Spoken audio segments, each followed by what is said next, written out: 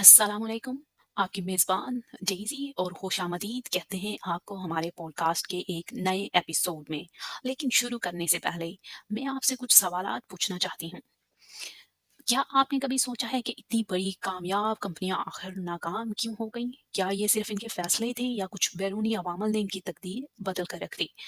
आज हम इन्हीं सवालात का जवाब तलाश करेंगे।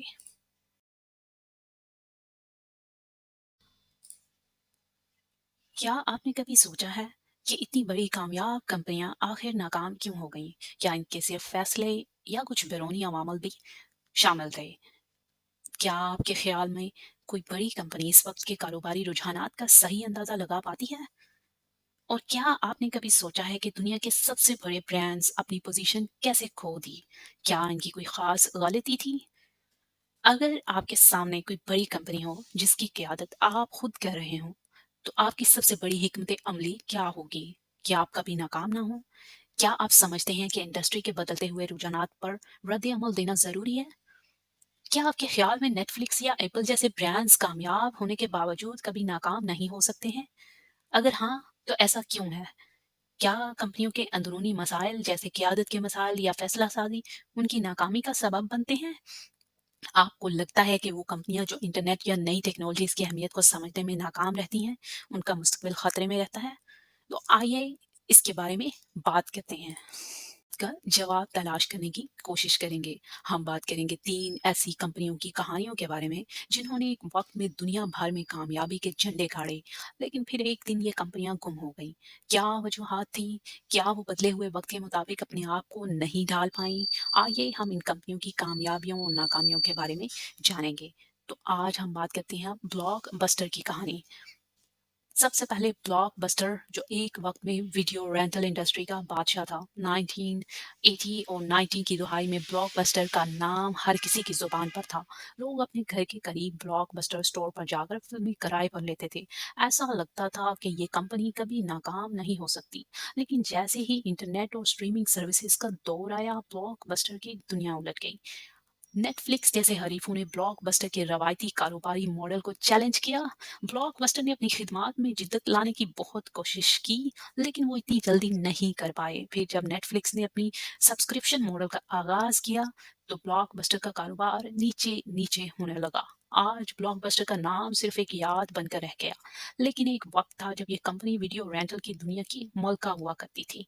अब बात करते हैं एप्पल की, जो एक ऐसी कंपनी है जिसे स्टीव जॉब्स की क़यादत में दुनिया की सबसे ज़्यादा इन्फ्लुएंशियल बाअसर कंपनियों में शामिल किया जाता है। एप्पल की कहानी इतनी मुतासिरकुन है कि हमें हर एक कारोबारी शख्स इसमें से कुछ ना कुछ सीख सकता है। स्टीव जॉब्स ने 1976 में अपने दोस्त स्टीव वज़ोनिया के साथ मिलकर एप्पल की बुनियाद रखी, लेकिन उन्होंने जो असल इनकलाब लाया, वो था आईफ़ोन का आगाज़। 2007 में आईफ़ोन के लॉन्च ने मोबाइल इंडस्ट्री की सनत को बदल कर रख दिया। जॉब्स ने अपने जदीद ख़यालात और मुनफ़रिद विज़न से एप्पल को एक आलमी ब्रांड बना दिया। लेकिन एप्पल की कहानी सिर्फ़ कामयाबी की नहीं थी। स्टीव जॉब्स को अपनी ही कंपनी से निकाल दिया गया था। जब एप्पल मुश्किलात का शिकार था, जॉब्स ने हिम्मत नहीं हारी। उन्होंने एप्पल को दोबारा जॉइन किया और एक नए अंदाज़ से कंपनी को ऊपर उठाया। आज एप्पल दुनिया की सबसे कीमती कंपनी है। अब बात करते हैं नोकिया की, जो एक वक़्त में मोबाइल फ़ोन इंडस्ट्री का बादशाह था की। जी हाँ, एक वक़्त में नोकिया का फ़ोन मोबाइल फ़ोन इंडस्ट्री का बादशाह था। 1990 और 2000 की दहाइयों में नोकिया का मोबाइल फ़ोन हर किसी के हाथ में होता था।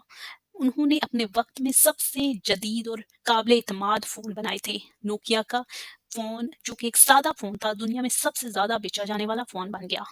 लेकिन जैसे-जैसे टेक्नोलॉजी में तरक्की हुई, नोकिया अपने हरीफों से पीछे रह गया। उन्होंने स्मार्टफ़ोन की दुनिया में अपनी पोज़ीशन बनाने में देर कर दी। जब एप्पल ने आईफ़ोन मुतारिफ़ कराया, तो नोकिया अब अपने रवायती फ़ोन्स पर ज़्यादा तवज्जो दे रहा था। स्मार्टफ़ोन के रुझान को नज़रअंदाज कर रहा था। नोकिया का ये फ़ैसला इनकी नाकामी का सबब बना।